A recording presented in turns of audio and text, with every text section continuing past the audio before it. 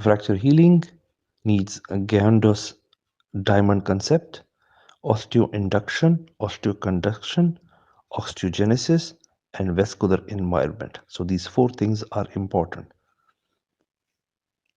Unified bone theory of fracture healing, or BHN theory, based on biological plus mechanical environment.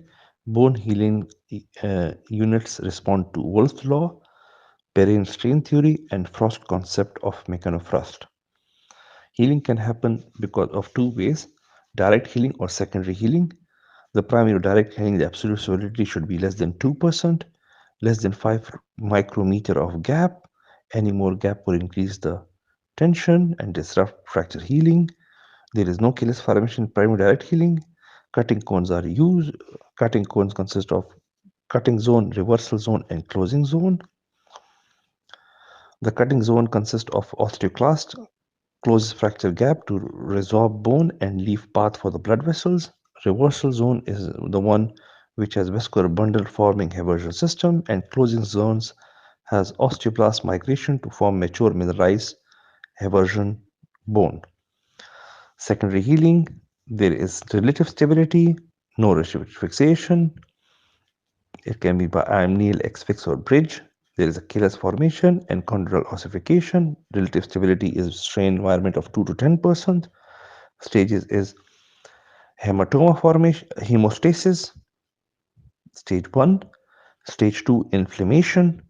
Stage 3 is repair. And stage 4 is remodeling. In hemostasis, there is hematoma formation, platelet coagulation, and fibrin clot. Then is inflammation, which consists of neutrophils, osteoblasts, and osteoclasts, and fibroblasts. Then is repair phase, soft callus, which is 2 to 4 weeks, consists of type 2 and type 3 collagen. Then is hard callus, that is type 1 collagen, 1 to 4 months. And then remodeling. Remodeling takes months to years and obeys the laws of Wolff's law, piezoelectric theory, and endocrine factors. Wolff's law states that bone remodeling happens due to mechanical stress.